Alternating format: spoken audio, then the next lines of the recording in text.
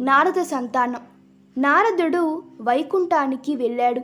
శ్రీ మహావిష్ణువు పక్కన కూర్చున్న లక్ష్మీదేవి నారదుని చూసి పక్కకు తొలగి వెళ్ళిపోబోయింది. అది చూసిన నారదుడు నవ్వుతూ నారాయణ నారాయణ అంటూ, నన్ను చూసి తొలగవలసిన అవసరం ఏముంది తల్లి?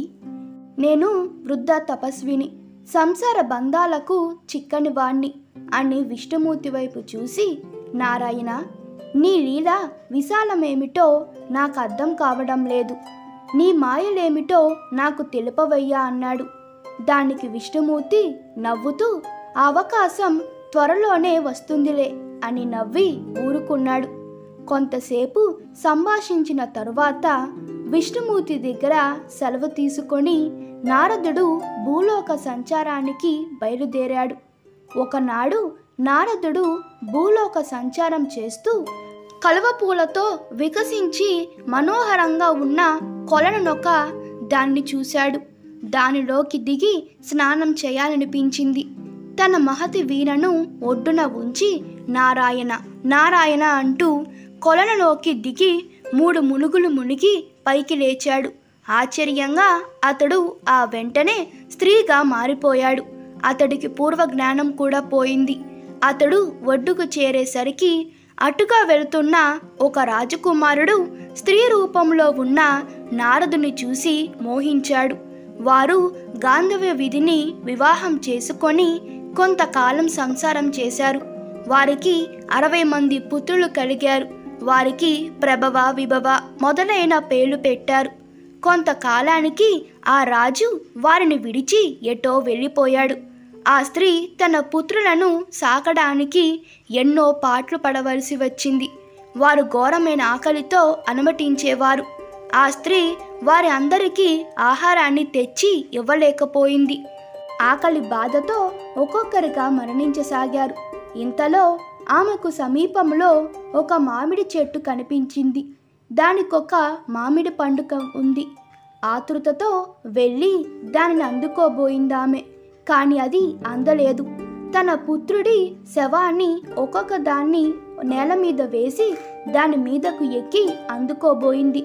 కానీ ఆ మామిడి పండు మరింతగా పైకెక్కిపోయింది. ఆమె పుత్రుల శవాలను ఒక్కొక్కటిగా పేర్చుతూ పైకి చేరుతూ ఆ పండును అందుకునేందుకు ప్రయత్నించింది. ఆమె 60 పుత్రులు మరణించారు. అయినా ఆ పండు ఆమెకు అందలేదు. అది అంతకంతకు అలా పైకి పోయింది. తన పుత్రులందరూ మరణించడంతో ఆమె పెద్ద పెళ్ళున ఏడ్చింది. ఇంతలో ఆమె ముందు శ్రీ మహావిష్ణువు ప్రత్యక్షమయ్యాడు. దానితో ఆమెకు పూర్వజ్ఞానం కలిగింది. ఆమె తనకు తన యథారూపం ఇవ్వమని విష్ణువును వేడుకుంది. దగ్గరలో ఉన్న కొలలను చూపి అందులో స్నానం చేయమని శ్రీ మహావిష్ణువు ఆమెకు సలహా ఇచ్చాడు. నారదుడు ఆ కొలనులో మునిగి పైకి లేచేసరికి పూర్వరూపం పొందాడు. చూసావా నారద, సంసార బంధంలో పడనని ఆనాడు పలికావు కదా, ఇప్పుడు కొడుకులు మరణించారని ఇంతగా విల్లపిస్తావెందుకు? సతులు సుతులు మాయ, సంసారం మాయ, అదే విష్ణు మాయ. ఈ మాయను తెలుసుకొని బయటపడడం నాకు కూడా సాధ్యం కాలేదు. అందుకే అనేక అవతారాలు ఎత్తవలసి వచ్చింది. ఇప్పటికైనా బోధపడిందా అన్నాడు. నారదుడు విష్ణుమూర్తికి సాష్టాంగ నమస్కారం చేశాడు.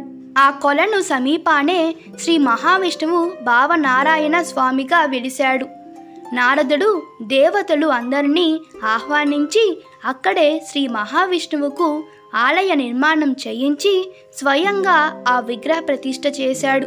తూర్పు గోదావరి జిల్లాలోని కాకినాడ పట్నం దగ్గర గల సర్పవరం గ్రామంలో ఈ దేవాలయం ఉంది. నారదుడు స్త్రీగా మారిన కొలను నారద గుండమని, నారదుడు పూర్వరూపం పొందడానికి మునిగిన కొలను మోక్షగుండమని పేరు.